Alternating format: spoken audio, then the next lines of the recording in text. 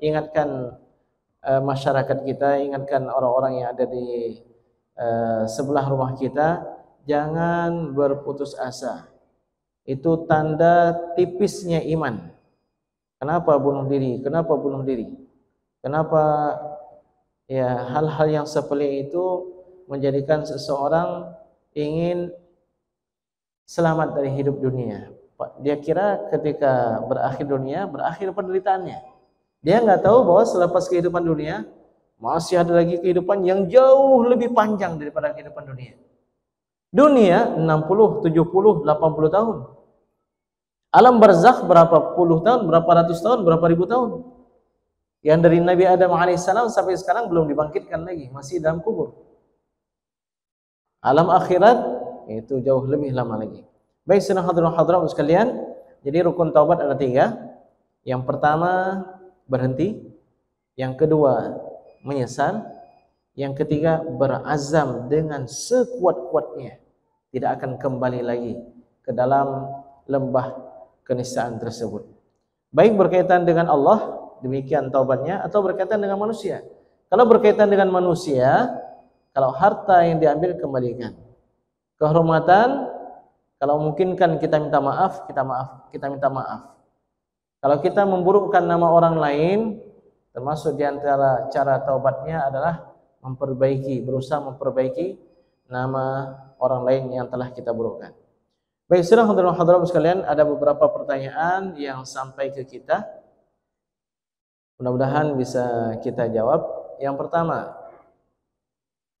Ustaz, banyak orang yang mengerjakan sholat tadi malam mengatakan sholat sunat malam nisfu Sya'ban.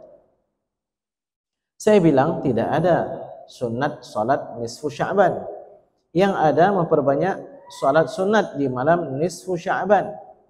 Jadi karena saya juga jawabannya saya dengar dari salah satu ustaz yang mengatakan tidak ada sholat nisfu Sya'ban, saya bingung ketika ditanya dalil bahwa tidak ada sholat sunat malam nisfu Sya'ban. Sebenarnya bagaimana Ustaz?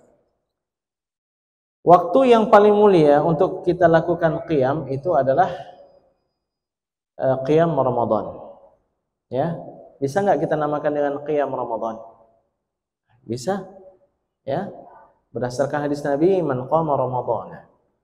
Kalau seandainya malam nisfu Sya'ban kita laksanakan sholat sunat qiyam nisfu Sya'ban, boleh enggak? Boleh saja. Usalli sunnatal qiyam lailatan nisfi min Sya'ban. Sahaja saya salat sunat di malam pertengahan Sya'ban atau di malam nisfu Sya'ban 2 rakaat karena Allah Ta'ala. Boleh? Boleh. Enggak masalah. Ya, tidak terlarang. Kalau seandainya kita salat sunat qiyamul lail, salat sunat tahajud, salat sunat tasbih aja enggak kita sebutkan nisfu Sya'ban juga boleh. Karena penyebutan nisfu Sya'ban itu bukan suatu yang mesti, ya. Bukan suatu yang mesti, kecuali pada salat fardu. Salat fardu harus ada 3. Qasad, fardhu dan ta'yin. Usalli fardal isya'i. Ya.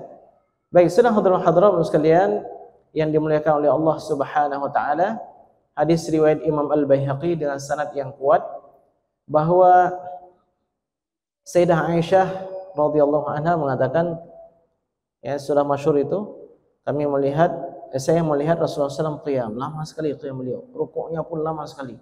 Ketika beliau sujud beliau lebih lama lagi. Aku kira Rasulullah SAW sudah wafat ini. Aku dekati, ternyata Rasulullah SAW menggerakkan jari beliau, oh beliau masih hidup. Jadi selepas salat Rasulullah SAW mengatakan, wahai Aisyah, malam ini adalah malam nisfu Sya'ban. Jadi berarti apa? Ada salat sunat dianjurkan di malam nisfu Sya'ban. Walaupun tidak disebutkan dengan salat sunat nisfu Sya'ban. Yang ada apa? Dianjurkan memperbanyak ibadah di malam nisfu Sya'ban. Kalau kita berzikir, istighfar, selawat di malam nisfu Sya'ban dengan niat istighfar nisfu Sya'ban, boleh? Boleh aja. Karena nisfu Sya'ban itu artinya keterangan waktu kita melakukannya. Salat sunat qiyamul lail malam nisfu Sya'ban, boleh? Boleh. Tambahan itu bukan tambahan yang merusak. Sebagaimana tambahan di situ juga bukan tambahan yang mesti. sahaja salat sunat, sahaja saya salat sunat qiyamul lail malam ini, atau enggak ada malam ini boleh juga. Usalli sunnata qiyamil lail atau usalli sunnata tahajud rak'ataini ada lillahi ta'ala. Boleh. Usalli sunnata tahajud lailatan nisfi min Sya'ban, itu tambahan. Ya, bukan suatu yang kemestian.